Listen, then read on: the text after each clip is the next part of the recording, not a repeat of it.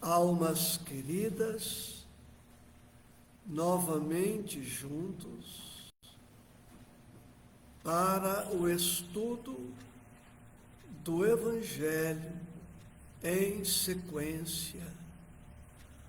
Nosso tema de hoje, a felicidade que queremos, depende também do olhar que temos, do olhar que desenvolvemos. É o que encontramos no último tópico do capítulo 8 do Evangelho segundo o Espiritismo. Bem-aventurados os que têm fechados os olhos. Capítulo 8, bem-aventurados os que têm puro o coração. Este capítulo, como todos os demais, composto de vários temas: simplicidade e pureza de coração, pecado por pensamentos, adultério, verdadeira pureza, mãos não lavadas, escândalos. Se a vossa mão é motivo de escândalo, cortai-a, deixai que venham a mim as criancinhas. E hoje, o último tópico deste capítulo: bem-aventurados os que têm fechados os olhos, que nos recorda que a nossa felicidade depende também do nosso olhar, de como olhamos a vida, as pessoas, as ocorrências, as circunstâncias. Quantas vezes, por deficiências várias, vemos o mal, onde, em verdade, existe o bem. E em outras ocasiões, por deficiências diversas, vemos ou julgamos ver o bem, onde, em verdade, se encontra o mal. Precisamos desenvolver um olhar confiante, um olhar esperançoso, um olhar otimista, um olhar que se detenha no lado bom das pessoas, no lado bom das ocorrências, no lado bom das circunstâncias. Eu faço uma pausa após esta introdução ligeira, para juntos evocarmos as bênçãos de Jesus, as bênçãos de Deus, as bênçãos da espiritualidade para todos nós. Na semana passada, aqui não estive, em razão de um roteiro doutrinário. Estive em São José do Rio Preto, Fernandópolis, Cardoso, Estrela do Oeste, revendo amigos, realizando palestras, atendimento fraterno. E agora aqui estamos para, com muita alegria, darmos sequência. Cumprimento Silvia Gouveia, Mima Vilas Boas, Rosa Marquezine, Cristina e tantos outros amores que já se conectam ou que vão se conectando com o nosso estudo. Sugestão de sempre que tenhamos o Evangelho aberto no capítulo 8, itens de número 20 e de número 21.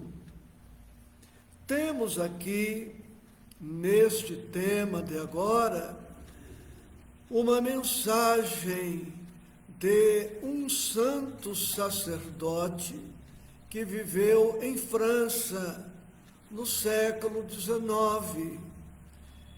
Um sacerdote extremamente amoroso, humilde, dedicado à causa do Evangelho, que renunciou a tudo em favor da sua comunidade.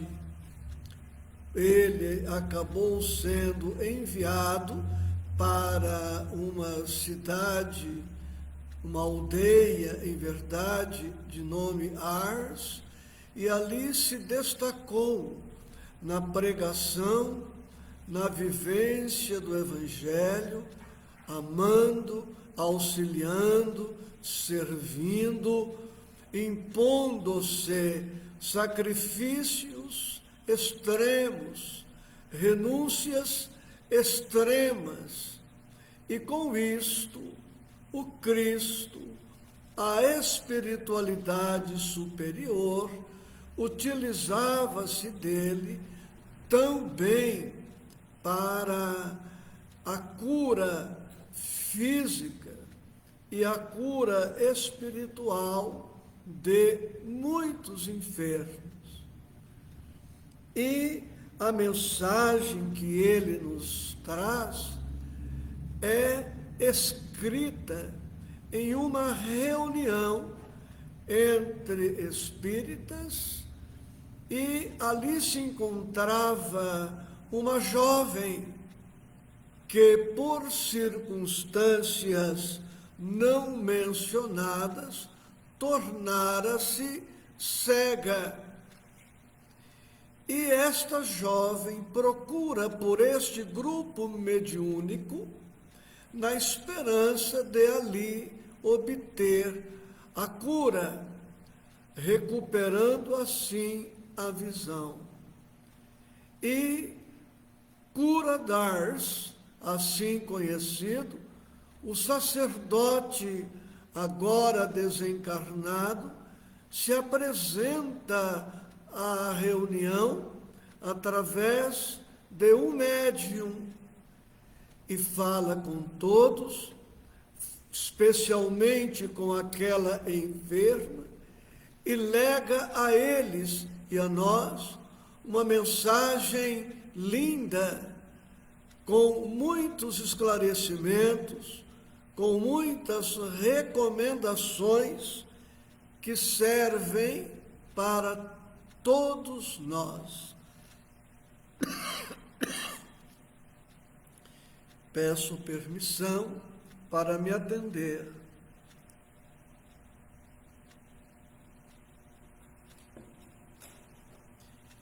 Começa assim a mensagem: meus bons amigos, para que me chamastes?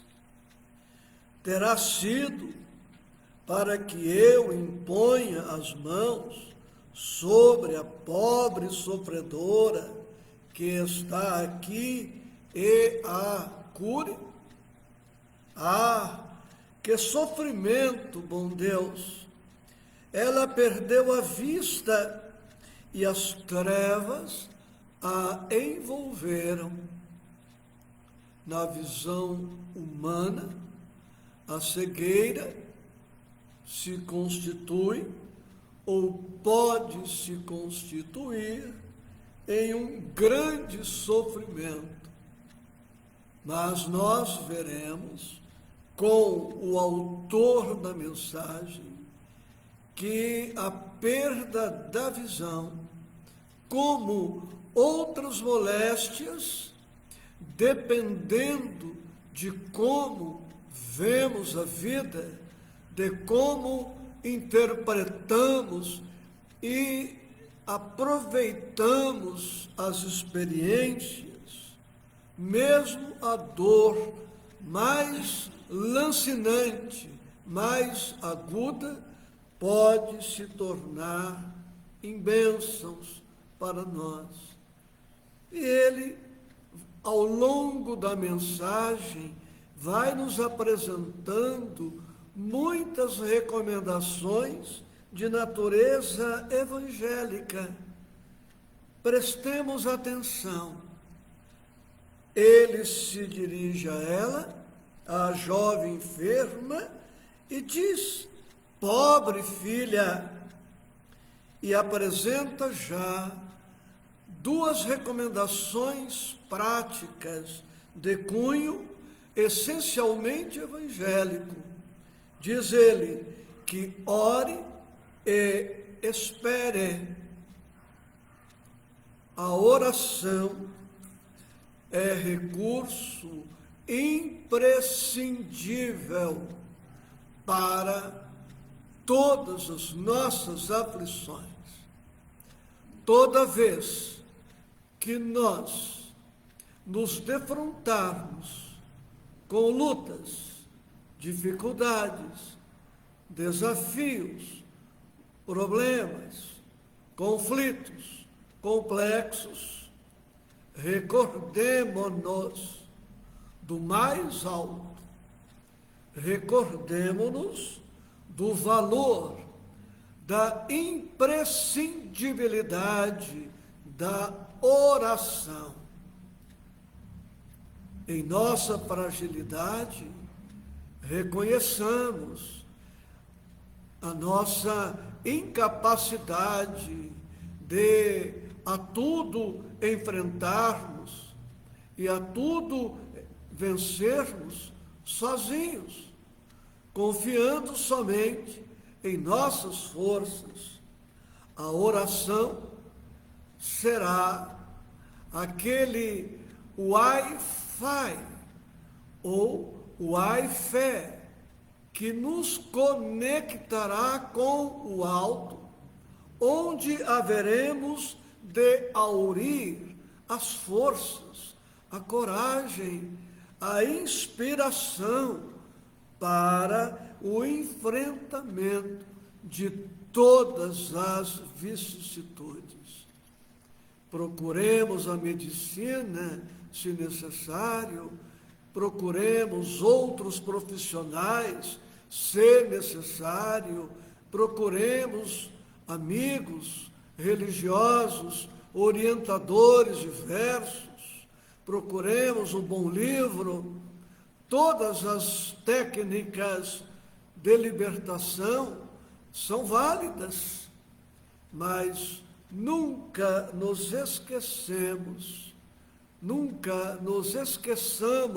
em verdade, da oração. E ele diz que ore e espere. Não aquela esperança, filha da estagnação, não aquela esperança, irmã da apatia, que não seria mais esperança. A verdadeira esperança é aquele sentimento, aquela atitude que nos leva à ação.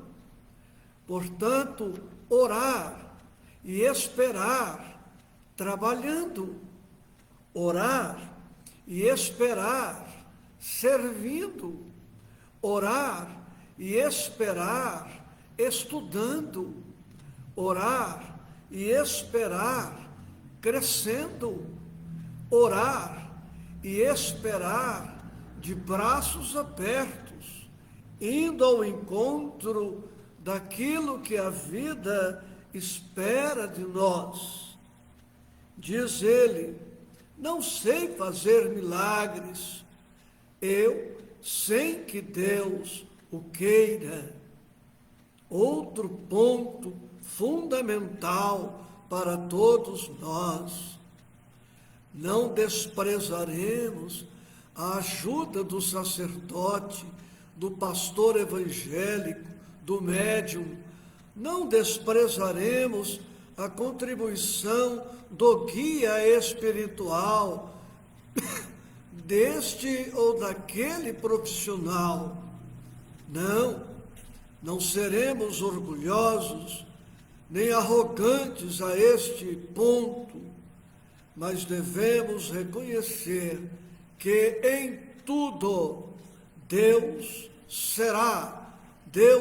é a causa primeira das soluções, das bênçãos que nós estamos buscando.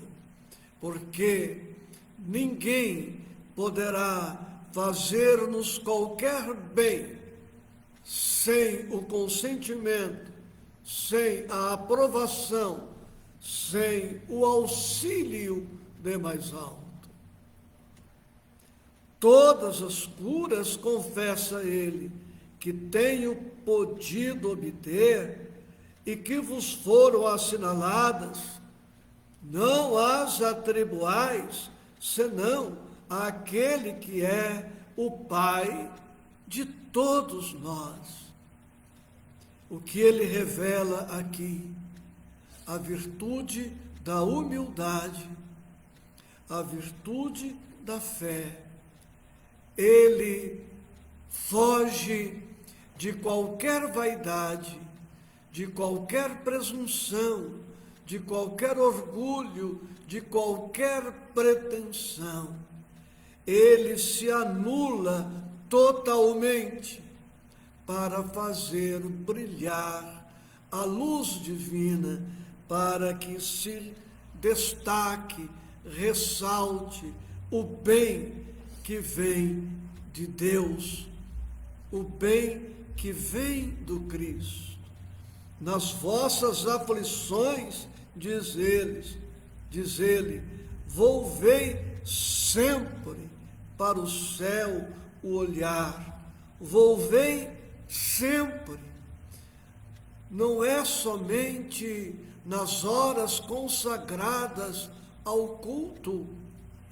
O católico não deve se recordar do mais alto somente durante o ofício da missa. O evangélico não deve se recordar da espiritualidade somente nas horas do culto, como o espírita e outros crentes não podem se recordar da espiritualidade somente naqueles minutos escassos de devoção à espiritualidade. Em todo tempo, em todo lugar, nós podemos, necessitamos e devemos buscar a espiritualidade. E ele nos propõe que digamos isto do fundo do coração. Ele nos sugere uma oração: meu Pai, cura-me, mas faze que minha alma enferma se cure antes que o meu corpo, que a minha carne seja castigada, se necessário, para que minha alma se eleve ao teu seio, com a brancura que possuía quando a criaste. Olha que prece corajosa, cristã, humilde. Meu Pai, cura-me. Ele pede a cura do corpo, mas reconhece que a sua alma, ou que as nossas almas, são também enfermas. E pouco valerá a cura do corpo, a eliminação dos sinais e sintomas das doenças catalogadas pela medicina, se nossas almas continuarem orgulhosas, egoístas, prepotentes, arrogantes, acomodadas, preguiçosas, pessimistas, estacionárias, apáticas, derrotistas, cronicamente tristes, abatidas, sem ânimo. Quantas doenças orgânicas são de fundo psicossomático, são de fundo emocional, são de fundo espiritual. De pouco valerá a medicação alopata, homeopata, de pouco valerá outra terapia existente no mundo.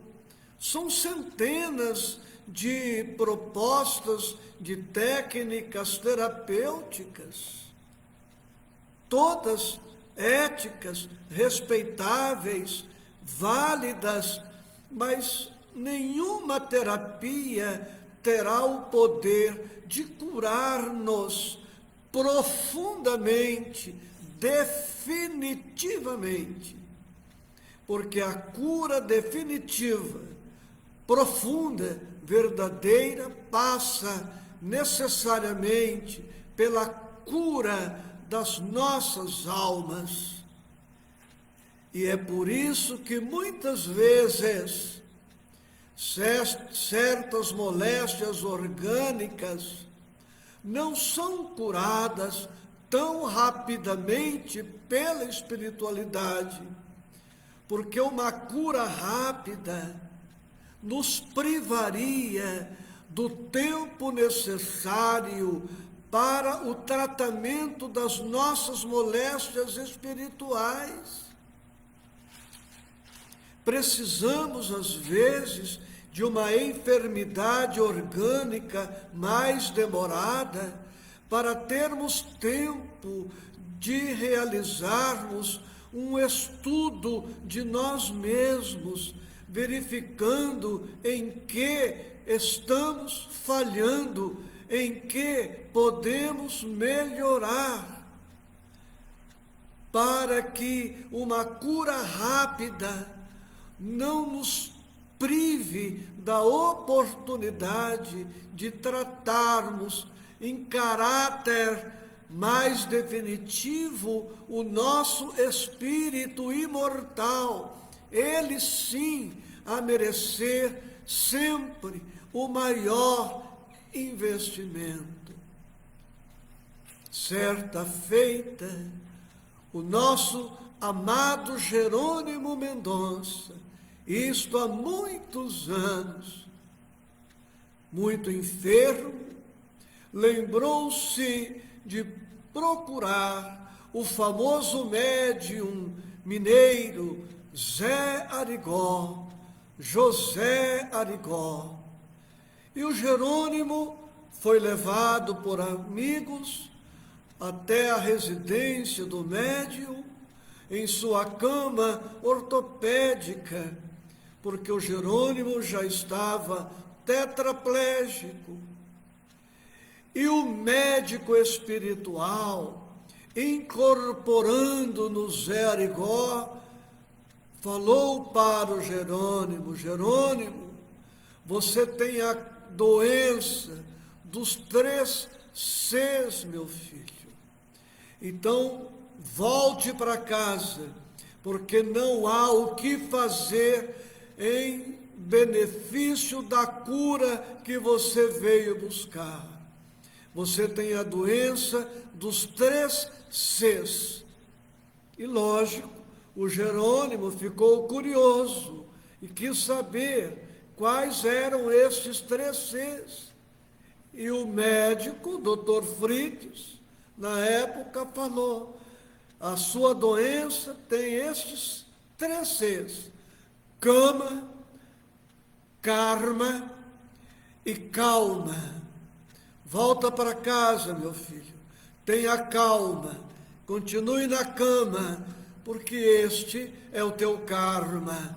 Você está tetraplégico, cego, e assim viverá até a sua desencarnação.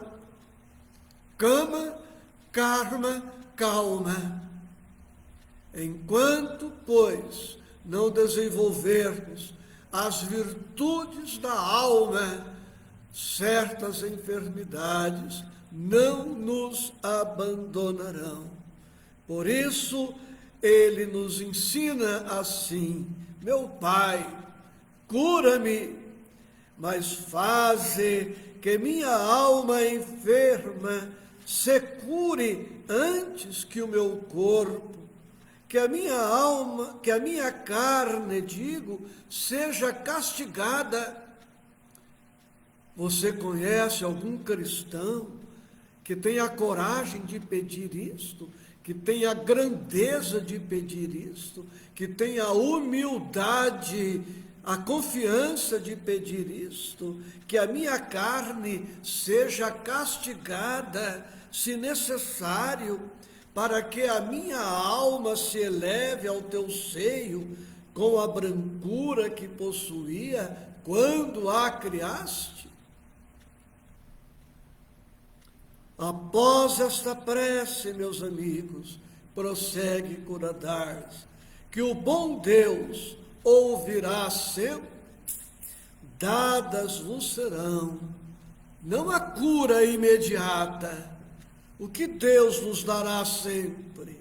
Ele nos diz a força e a coragem, e talvez a cura que apenas timidamente pedimos, em recompensa do nosso desinteresse, da nossa humildade, da nossa simplicidade. Mas ele não estava ali para ser médium do desânimo, do abatimento. E ele prossegue na sua mensagem dizendo: contudo, uma vez que aqui me acho, numa assembleia onde principalmente se trata de estudos, dir-vos-ei que os que são privados da vista deveriam considerar-se os bem-aventurados da expiação. Os que são privados da vista deveriam considerar-se os bem-aventurados da expiação. Respondamos com o Evangelho. O que é melhor para o espírito? Termos uma visão física privilegiada e utilizar esta visão para o mal, para o erro, para o crime, para a nossa queda? Ou será preferível, tendo em vista a vida imortal do espírito, que temporariamente percamos a visão física, ganhando em luz espiritual, ganhando em compreensão, ganhando em paz, ganhando em felicidade? Tudo dependerá, como se vê, do olhar que desenvolvemos em relação à vida. Quando nosso olhar se fixa no imediatismo da existência carnal, a cegueira física torna-se uma tragédia. Mas quando o nosso olhar espiritual se volta para os valores transcendentes do espírito, a cegueira física momentânea, passageira, transitória, pode se tornar em uma grande bênção. É isso que ele vai nos dizendo. Diz ele: lembrai-vos de que o Cristo disse convir que arrancasseis o vosso olho, se fosse mal, e que mais valeria lançá-lo ao fogo do que deixar se tornasse causa da vossa condenação. Olhe o que ele dirá com a autoridade de quem está desencarnado e está agora num patamar diferente. Diz ele, quantos há no mundo que um dia nas trevas maldirão o terem visto a luz? Sim, como são felizes os que, por expiação, vêm a ser atingidos na vista. Os olhos não lhes serão causa de escândalo e de queda. Podem viver inteiramente da vida das almas. Podem ver mais do que vós, que tendes límpida a visão. Quando Deus me permite descerrar as pálpebras a algum desses pobres sofredores, e lhes restituir a luz, digo a mim mesmo, alma querida, por que não conheces todas as delícias do Espírito que vive de contemplação e de amor? Não pedirias então que se te concedesse ver imagens menos puras e menos suaves do que as que te é dado entrever na tua cegueira? Bem-aventurado cego que quer viver com Deus. Não basta ser cego, é preciso que o olhar espiritual se volte para as coisas do Espírito. Mais ditoso do que vós, que aqui estáis, ele sente a felicidade, toca-a, vê as almas e pode alçar-se com elas às esferas espirituais, que nem mesmo os predestinados da terra logram divisar. Abertos, os olhos estão sempre prontos a causar a falência da alma. Fechados, estão prontos sempre, ao contrário, a fazê-la subir para Deus. Crede-me, bons e caros amigos, a cegueira dos olhos é, muitas vezes, a verdadeira luz do coração, ao passo que a vista é, com frequência, o anjo tenebroso que conduz à morte. Agora, algumas palavras dirigidas a ti, minha pobre sofredora. Espera, ele repete o conselho da esperança, e tem ânimo, tenha alma, tenha coragem, tenha força, tenha otimismo. Se eu te dissesse, minha filha, teus olhos vão abrir-se, quão jubilosa te sentirias. Mas quem sabe se esse júbilo não ocasionaria a tua perda. Confia no bom Deus, que fez a ventura e permite a tristeza. Farei tudo o que me for consentido a teu favor. Mas, a teu turno, ora, e ainda mais, pensa em tudo quanto acabo de dizer. Antes que me vá, recebei todos vós, que aqui vos achais reunidos, a minha bênção. Vianney Cura d'Ars. O Evangelho nem sempre, ou quase nunca, nos diz o que queremos ouvir, em nossa inferioridade espiritual, em nossa ignorância, em nossa cegueira. Mas o Evangelho, que é de Deus, que nos é apresentado pelo Cristo, tem o compromisso com a nossa verdadeira felicidade, com a nossa verdadeira paz. E por isso o Evangelho, muitas vezes, se nos afigura duro de ouvir, duro de ler, duro de aceitar, mas estejamos seguros de que é sempre o melhor para nós. Bem-aventurados os que têm puro o coração. Bem-aventurados os que têm pura a mente.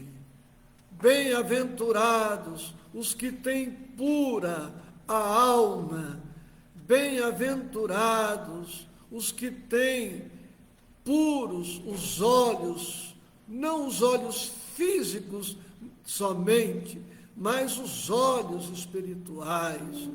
Bem-aventurados os que fecham seus ouvidos ao que é mal. Bem-aventurados os que fecham seus olhos ao que é negativo. Bem-aventurados os que tapam a boca para que não saia através dela a palavra enfermiça, desequilibrante, negativa.